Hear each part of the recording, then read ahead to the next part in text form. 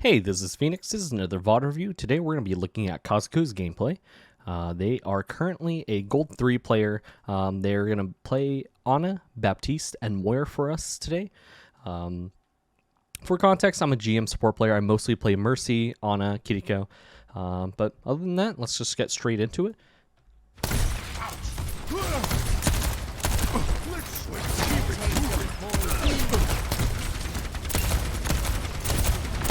I like that you're pushing damage.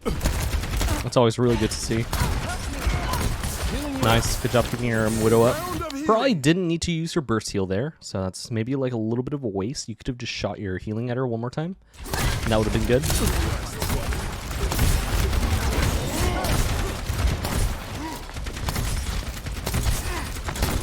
Maybe we could be weaving a little bit more damage in between our healing, right?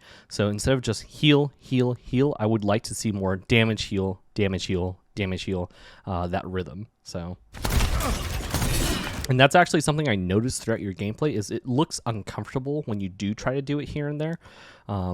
So I would highly recommend you start getting a lot more comfortable with it, because that's going to be a rhythm you're going to have to start getting really used to, because part of that is maximizing your actions per minute, right? Because if you throw one burst of damage in between each healing, that doesn't affect your healing numbers at all. You still heal the same amount, right? Same speed, I should say. So by maximizing that, you're going to want to be throwing as much damage in between each shots. So, and then obviously if you don't need to heal as much because your team's like topped off or something, you can do like damage, damage, heal, damage, damage, heal. So that's the other rhythm for that. There are lots of videos that talk about this, so I'll let you look it up. But just make sure you start getting a little more comfortable with that rhythm.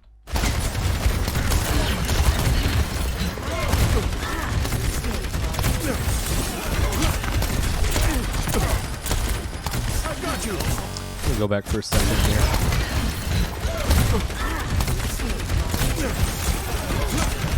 Try not to jump around like this, right? You jump like kind of rambling like that, and you take damage for it actually, because people see you and they shoot you for it. So be a little careful about jumping up in the air randomly like that. Especially the higher rank you go, you're gonna start getting punished for that pretty heavily. Like for me personally, like as an Ana player, if I see a Baptiste doing that, I'm going to shoot at them every time I get the chance. If I see them do that, I'm going to shoot them. It's pretty easy to predict, to be honest, once you start getting the hang of it. So I would advise a bit of caution about that. I got you.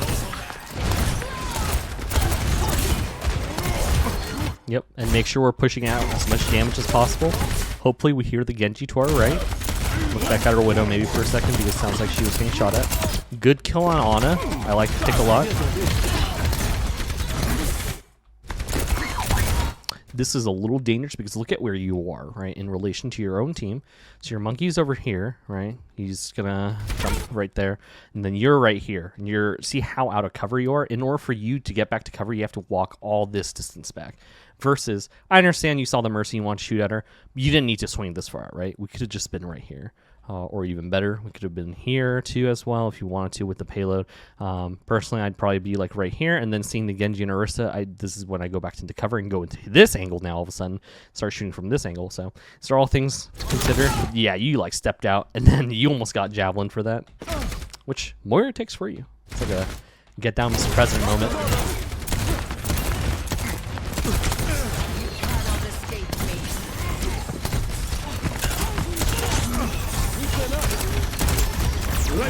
Ooh.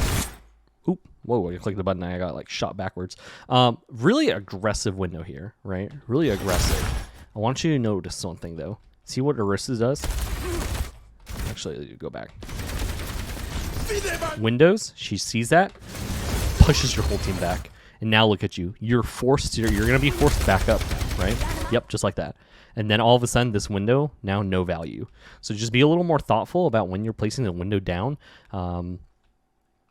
This was just very aggressive when your team was going to play a little defensive, right? Their Orisa was going to push into your team. So I would have probably held window just a little bit longer so I could hold it for this push here instead. Once we actually get past the corner, right? Because long hallways is going to be where BAP's window is like key, or here, like on top of objectives as well. That's another good one. But this one just felt very aggressive and out of place, and you end up losing out on it just because you don't even use it here.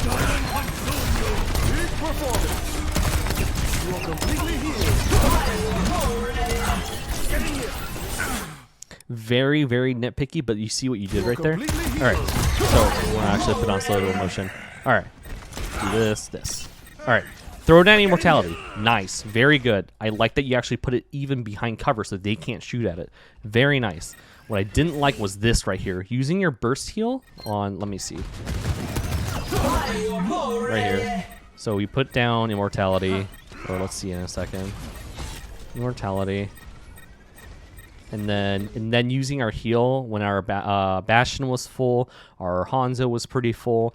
The only person that it was used for was for yourself, really, and even then it didn't heal you all that much, like 20-30% of your HP.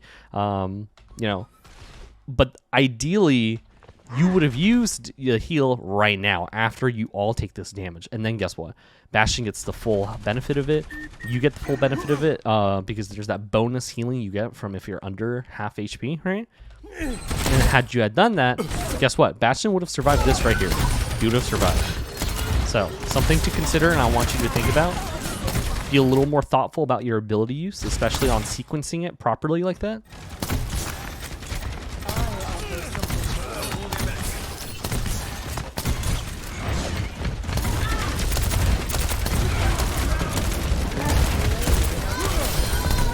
Nice.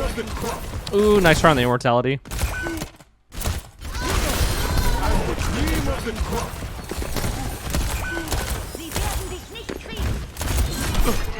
Ooh, alright. Nice, good juking.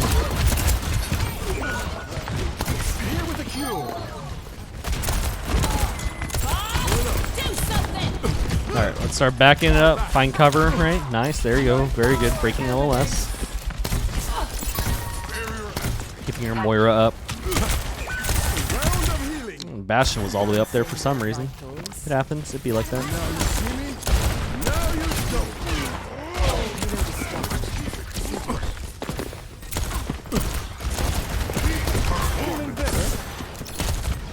So if you're in a position like this where you are right now, where you're kind of looking to shoot at them because, let's face it, your whole team's pretty healthy right now, and you're looking for angles, just find an angle, like even walking up here and you can shoot at them.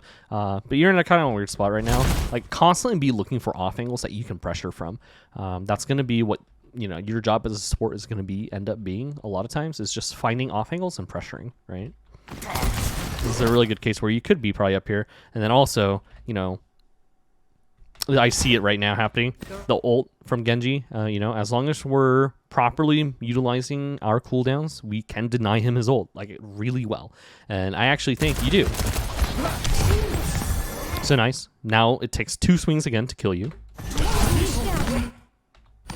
And then immortality. I actually kind of think you didn't need to immortality right there because you picked up the health pack. So... you know, it would take 2 swings again to kill you. That's just like me being super, super nitpicky at this point. Also, Genji was kind of backing off. Actually, maybe it would have killed you because Mercy's boosting him and he has nano. Holy. Anyways. It is what it is. Only Hanzo dies. But out of that, Nano Blade, not that successful, right? He only gets 1 kill out of it. So really good job with your ability cooldowns right there. Good job cycling.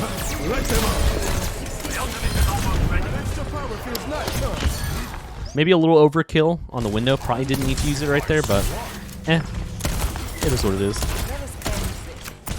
think you guys end up pushing. Yeah, so this is really good what you guys are doing right here.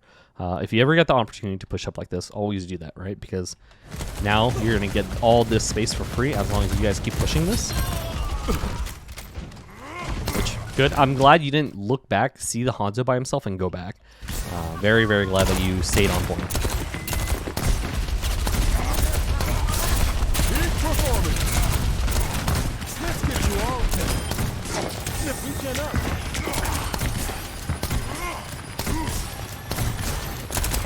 Yep. See, I just, this is like one of those things where I wish you were doing like more damage in between your heals, right? Like all throughout this team fight right here, which you kind of are, but I feel like you could be doing it more, right?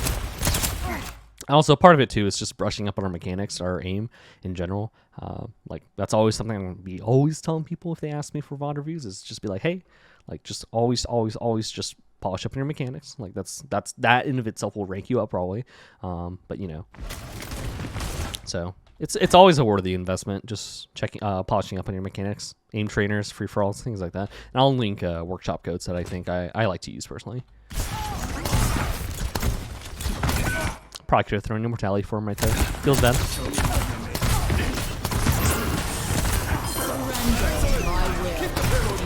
But you guys are going to commit ults to this, which is fine.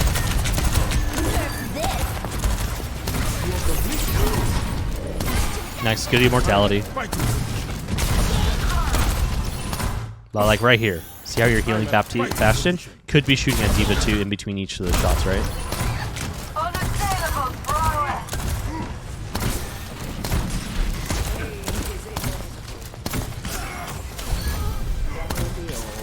Anyways, that's easy enough. You guys managed to get this point pretty easily, I'm pretty sure. Yep, easy. Nice. Awesome. Now push up just a little bit. Nothing too much is happening right here. This right here is a little odd. Don't need to use that burst heal. Just turn around, shoot her once, then look back. Or even better, she can just heal herself. No reason for you to put your Billy on cooldown for like 14 seconds.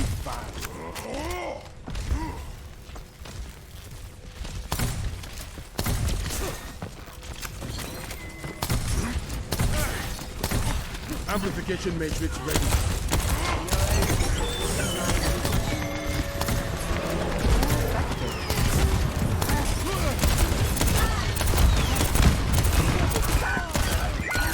Ooh, jeez. There are a lot. First off, Monkey just totally just...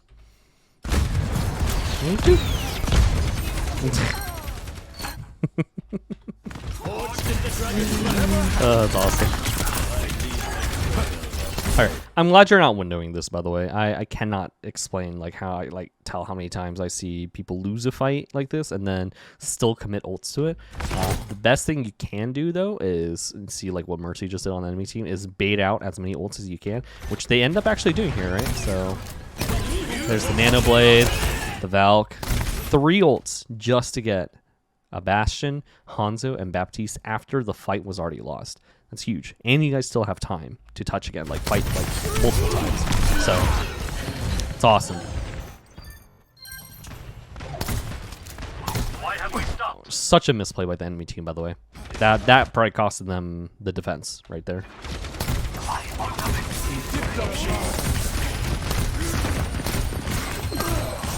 Good pick on Reaper. Amazing Dragon by your Hanzo, by the way, right there. So good. You guys are going to push it on this. And I'm actually going to kind of stop myself right here. And you go up there like you do. And I'm going to hang out down here. Right? And I do this personally for one reason. First off, I have better LOS when they walk out. I can shoot at them. 2, I don't have this big thing in the way of sight. So, for example, you're going to be fighting up here, right? Which is fine. Yeah, you have a decent angle. It's not bad. The only thing is, if you need to heal your teammates that are on point, you're going to have to do this kind of motion. Swing out really wide like this, which really puts you open up to flanking or anyone that also wants to walk out of this spawn. So it just felt very like dangerous to me personally, playing here or even here, like pushing out this far in order to fight for point. Versus me, if you had just maybe hung out here instead, which feels odd, but for one, you have this big thing now that's cover against flankers, and you have, you know, bodies in between you and flankers, and also nice little angle still, and then you can still heal your teammates that are on point. You can window this. This is really nice spot to window, like right here or something, and just like rain hell down upon these guys if they ever want to contest point, and then, excuse me, if they ever do want to contest point or contest you, sorry, you just do this to break LOS. So this feels like a better spot to me personally. This happens, I back up, easy enough. Walk back forward. You put window up there, I would put it probably like right here or something. Alright, so. But it doesn't matter because you guys end up just wiping them out, so it really doesn't matter. Alright. This is when you swap to Ana. Have you heard the report?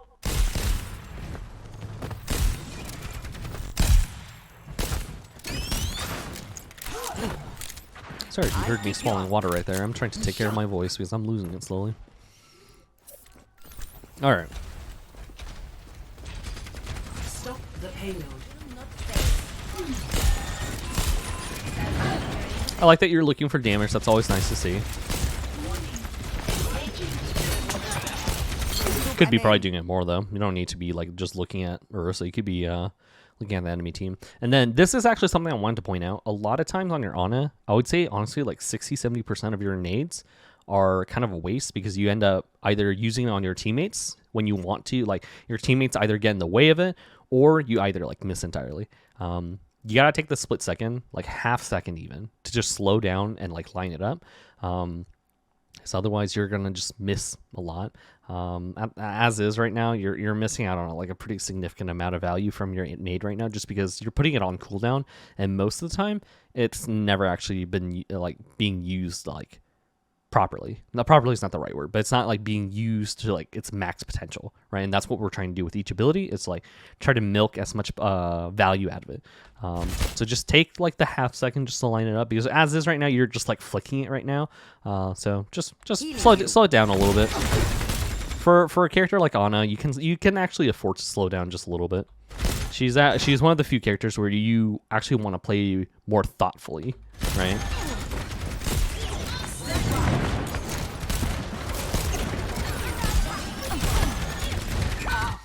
So I want to actually show this too.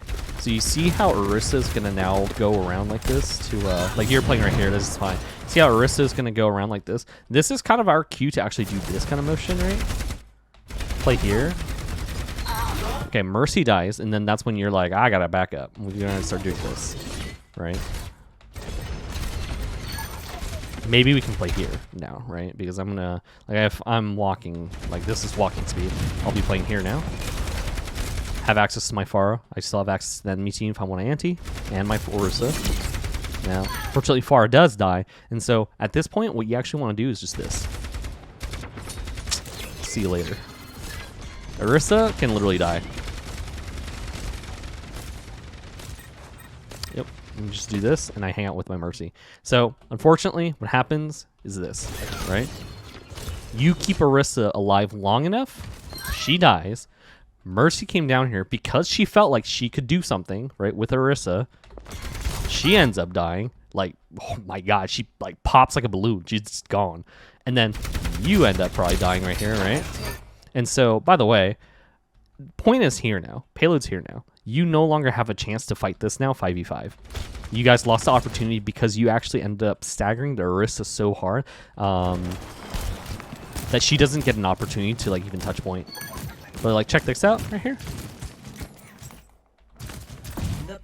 Winston is here at this point, right when payload touches for next check, right?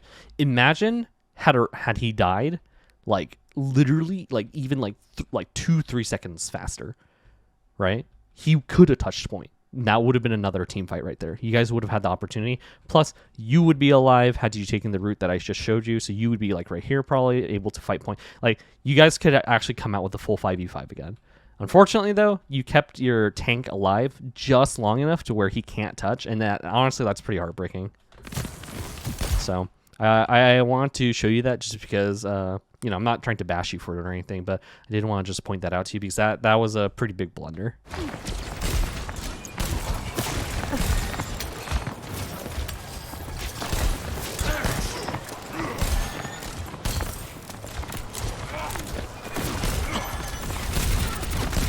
Nice. Look for damage as much as you can. Ugh. See, that's like another thing. Aim like just a little higher, and you could avoid that Winston getting in your way, right? Just like jump and then like throw it a little bit above. It's things like that. Ooh. All right. So glad you're backing up. That's what you should be doing. Don't know about that nano. That is unfortunate. That is quite unfortunate. All right, let's go back for a second. So first off, I actually, myself, I would be playing like right here because this feels safer to me personally. And I can still like damage and hurt people and heal my friends. And as soon as I see the anti, I would definitely be just backing up like this, right? By the way, spectator like speed like this is the same as like walking speed in Overwatch. So anytime I show you like where I would be, that is actually in relation to how like I would move as Ana, like the same movement speed. So I'm right here. I see the anti. I'm gonna be kind of doing this because there's no shot. You cannot save Symmetra. She's dead, right? Winston is able to jump back like this, which is nice. And then see what I'm doing here. Could, if I wanted to, I could nano Winston. Yeah, 100%. And I wouldn't have gotten caught in Orisa. So see how much like it's literally like a couple feet. It's literally a couple meters that you're playing, but that's the difference, right? That's the difference. You're playing more like you're playing at the edge of the team fight. I would say back up a little more so you're completely out of it, right? So as is right now, you're playing like in it right now a little bit, like just at the tip of it. So just back out just a little bit more. That would usually that'll put you in a much safer position. Feels bad though.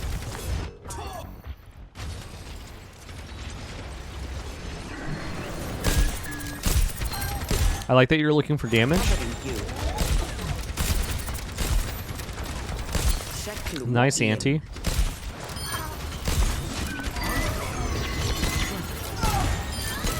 Nice. Easy enough.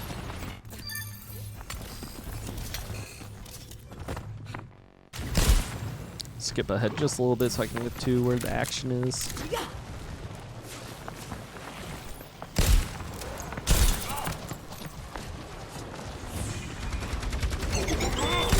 So, by the way, knowing that they have Nanoblade, you know, just by ult tracking, I would definitely be saving Sleep Dart for that, just in case that they use it. But then I'd also be keeping track of the kill feed and making sure, like, hey, like as soon as Genji dies, I'm good to like Sleep Dart right there. But I would personally be holding it for Sleep Dart for Genji right now, just being a little aware of that. So just a little cautious. I actually kind of like what you did there. You pressure out the Hanzo. You weren't afraid to take him, so you forced him back, which is really good.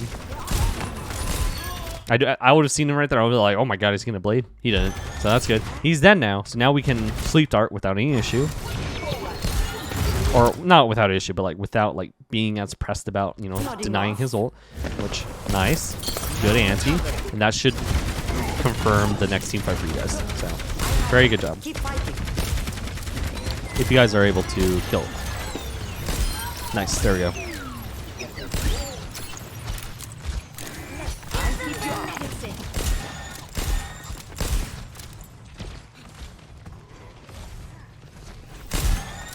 All right, here's what I would be thinking to myself now. I'd be thinking to myself, man, they haven't used an ult in a while. I need to be on the lookout for that. As soon as one person on their team ults, and it'll probably be the Coalescence or the Nanoblade, I would be thinking to myself, like, I need to like start backing up, right?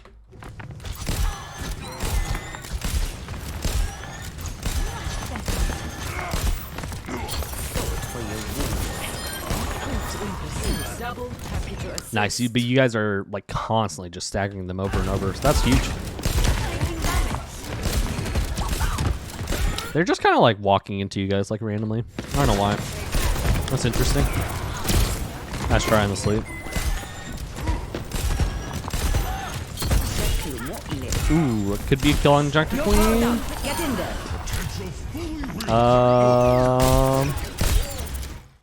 I think the Nano's okay. It's not my favorite. I personally would have probably held it for one of their ults. Like if they Coalescence or if they Nanobladed, I probably would have nanoed the Winston right then and there. That feels a little odd to me. I don't hate it though. I can understand it actually. We're gonna trade Nano just so they basically just keep staggering themselves over and over. Like I guess that could be worth it, but I don't know. I would be a little more cautious with it to be honest. But that's just me. I am unbreakable. I'm sure someone would make the argument that this was a good one, which it is. It's not bad. It's not my favorite though personally, but I think that's just a difference of playstyle. It sucks even worse because Winston ulted for it. That's actually pretty bad. So now you guys don't have any ults anymore. Well, you guys have Valk and Wall, both of which are kind of useless against Coalescence, Dragon, and Nanoblade because all of those go through shields. So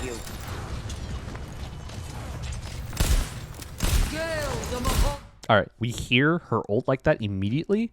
Our immediate thought process should be, oh my god, they're gonna nano blade too probably. So we gotta be moving, right? All right, you be over there. I'm gonna start moving. I remember watching this and being like, you stayed for a while. Like this would be me. See this?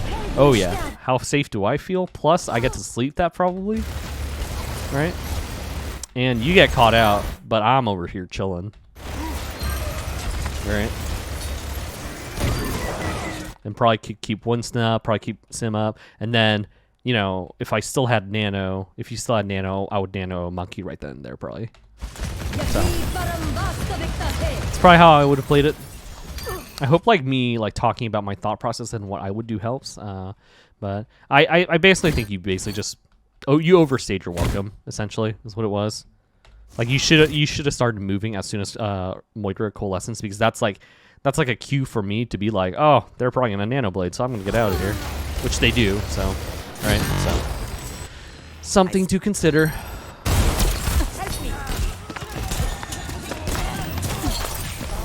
Nice try on the ante. Once again, if you just moved it like literally pixels to your left, you probably would have gotten that Genji instead of just flicking it. So. Feels bad. Alright, if this happens, we gotta be backing up. Give up space, right?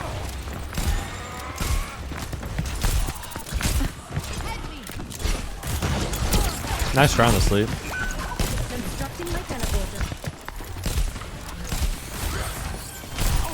So instead of like where you are, right? Like I'd be like way over here. Still backing up. But still shooting at them, still throwing sleeps and antes, but just further back, right? I'm gonna be playing like, you know, Winston's now walking in, Sigma's low. Yeah, I'd probably play it more like this now, shooting at them still. And it is what it is. Notice how Winston went that way, right? Their whole team is over here. Sure, like I'd be right here, right? But I would take that as a cue to start backing up, right? Just look at what your position is. You almost get killed for that. Had that Sigma been a better Sigma player, you would have just died right there. Like right there, if he had aimed that better. Luckily he didn't. So, but it's like part of it is understanding how dynamic this like back and forth is going to be. And as an Ana player, right? If you're going to play Ana, you have to be really hyper aware of that so you know when to back up when you need to. So Winston went left. Sigma saw the opportunity and started walking forward, right? And we have to be super aware of that. So we see that and we got to like start backing up. Right, like this, and then you know you wouldn't get caught out by the Sigma ult then, and then you could probably keep your what do you call it, your Bastion up at that point. But is what it is.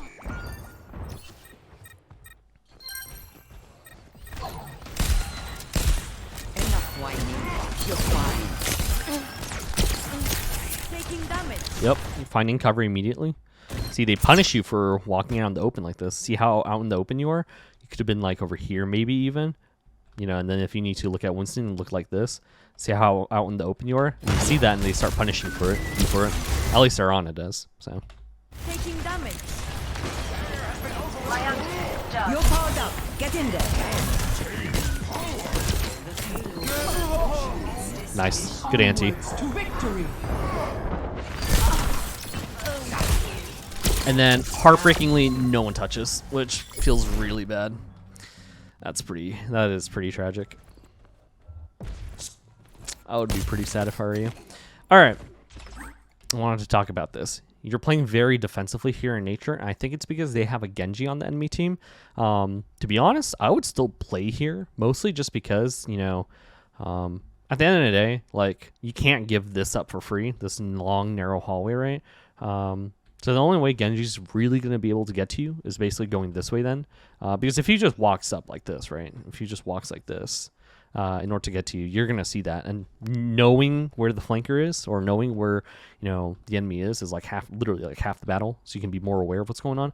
And then, you know, the only other option is going this way, which, you know, you can just listen for footsteps or just take a look at it. And as soon as you see him, you know, start backing off. But like, you're playing so defensively here, you end up giving all this space for free.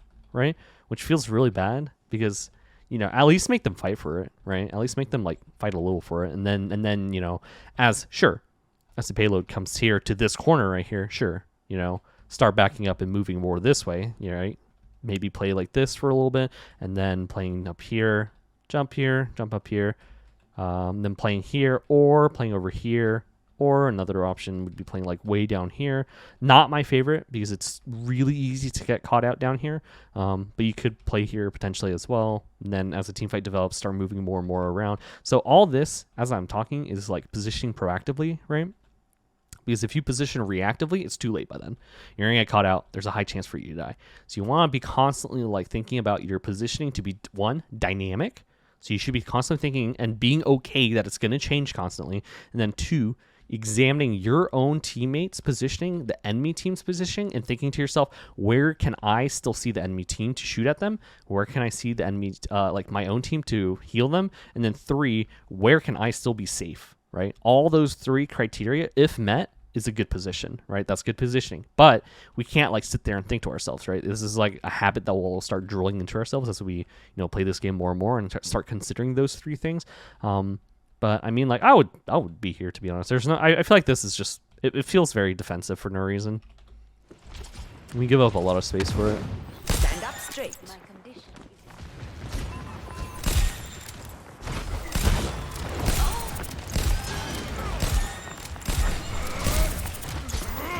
Improve and in. 60 seconds. I keep you up. And then see how out in the open you are. Could be playing like back here. Close your Like this, right? eyes. At least then I would have cover. And just do this too, if I need to. Boop. Break LS. Easy enough. But, anyways. Ooh, and don't tunnel vision like so hard like that, you're just gonna walk out. Like, watch this. You see Bastion get low, and I think what's going on is you're like, oh, I gotta like somehow help them, right? And then, but look what you do. You like walk out of cover like that. Like you were breaking LS, and then you walk out like this, right? And Ana sees that and tries to kill you for it. She almost does, actually.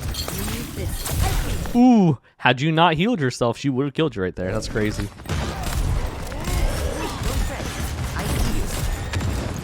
There you go. Start backing up. Sigma sees that you two are alone, so he's trying to force you guys out. I needed that. Ah, miss on the sleep dart. Feels bad. Cut the pain. I didn't like this motion. You going this way? I think it's probably better if you just keep backing up like this. Right? Your Symmetra's dead. Your Monkey's dead now as well. So like, yeah, I would just be backing up like more like this. And remember, this is, when I move my camera speed, it's the same speed that your character moves. So I would be like right here by now at this point. You know, maybe hanging out here for a bit. And then as the fight continues, start walking up this way. Right, and at this point, Winston and... 10 seconds who's this other person? Wait, who are you? Symmetra. Winston and Symmetra would be back by now, and then I would be probably like safely like here at this point. So I think you overstayed your welcome. You didn't commit to just leaving. Like, see how you're like walking back and forth and doing whatever? Like, you didn't commit to just like getting out of here, right? So it would have been better in the long run if you had just walked out. Because now you guys are staggered. Look at this. overtime. And then Monkey feels like he has to touch point, so he is going to, right? And then he ends up dying for it right now.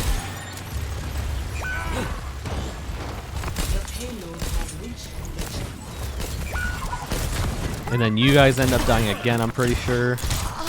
No, I forget, you're Chad. You hit the sleep dart. Nice. That's a really good sleep dart, and you kill him. Huge.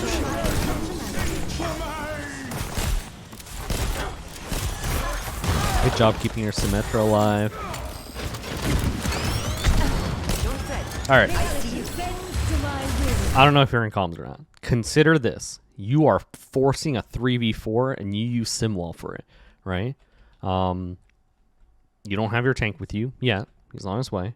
They're playing Arista now. They're on their way, but you are forcing a 3v4, and they do have ults. So this felt really, really like kind of bad to me. I'll be super honest. If the enemy team was like, if I was on the enemy team and I saw you guys still fighting this, I would have just called for a blade. I would have asked my Genji to go ahead and blade, or at the very least like Kiriko ult and blade. That's actually what I would have called for. But because then you 3 would die again here, right? Because we're gonna commit ults into it, and then these guys show up and it's like a 2v4, 2v5 at that point, right? So this felt very dangerous to me. It's lucky because it worked out, right? It ended up working out, so that's very lucky. It's very odd no one on the enemy team ulted. That was like one of the oddest experiences, like watching the enemy team not ult. That felt odd. And then 2, by the way, you never nanoed this fight, which felt really weird. Like I wasn't sure why you didn't nano the Symmetra there, or at least like the Urus at this point. But like you end up just kind of like dying now, and then it's overtime, right? You're fighting like what's probably the last fight, or what would be the last fight for you guys at least. But like you don't ult for some reason, so I wasn't sure about that. Onwards to victory. Could have just ulted to get it out. At least that would confirm like the victory then for you guys, right? Speaking of which, what actually happens here? Genji's doing his thing. He's trying so hard to get Symmetra. Mercy's Valking though. Yeah, and then they just kind of step off point. That's really good. But yeah, it felt kind of odd that you guys didn't why you just didn't nano there. So I think this is when you pick Moira, right? Ready for battle. I may be lying. Oh no. All right. I didn't have too much to say about your Moira. Only things I can really think of, to be honest, is just pressure off angles more. Moira is all about resource management, making sure you're getting as much healing out of your pool as possible. So not just throwing your healing out for no reason. Your orbs, making sure you're bouncing them off walls and floors to make sure you get the full value out of them, and you're just not like throwing them off the map. You don't use your fade to initiate most of the time. It's a really good escape tool. I personally would not use it to initiate, which I didn't notice you do anyways, but I'm going to just say it just because it's important anyways. But basically just push as much damage as possible. That is the one thing I would say, is push damage more and look for off angles even more. Like pressure their backline for it, like as much as you can. So.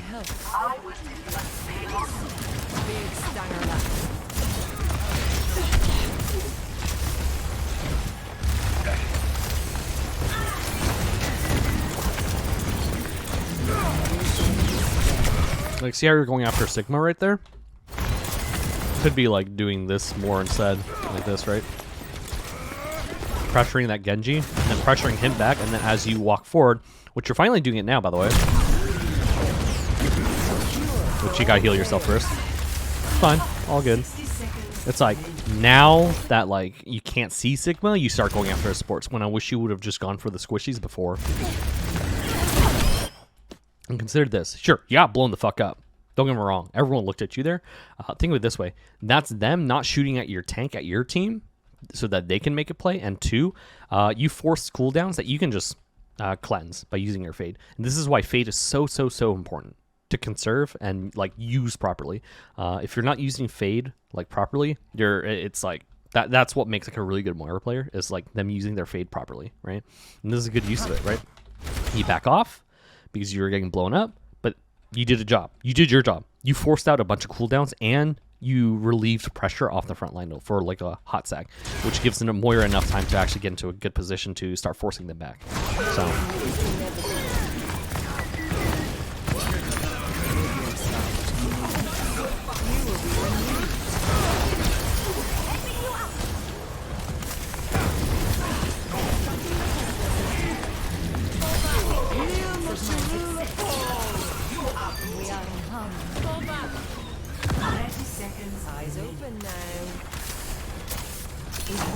Enough time. Move.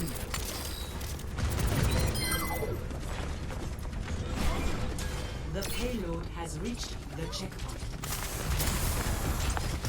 Big stanger light. 10 seconds forming. Nope. A little dangerous, a little dangerous.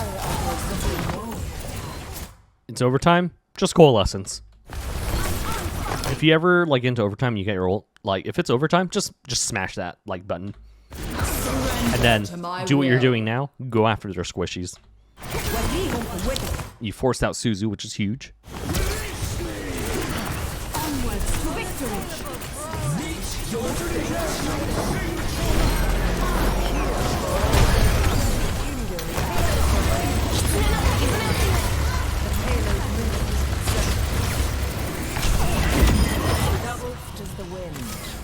that's it. Dim as the night. Not too much else to say. I'll send you my written notes as well. I would highly recommend going through that as well because I probably went a little more in depth in that anyways. More than I can in this video at least because it's already been 40 minutes and I am quite literally losing my voice right now. So if you have any questions, please just let me know. I have my Discord in my description of this video. I'm much more responsive on Discord than I am on Reddit, and that's just because I'm on Discord more often. I don't really check my Reddit all that often, to be honest. So if you have any questions or you want me to make any clarifications on my notes or anything in my video, just let me know. And then if you ever want me to do another VOD review for you, I'd be more than happy to. Just let me know. But thank you so much for letting me do this for you and letting me take a look at this. It's a lot of fun for me, and I hope you have a good rest of your day.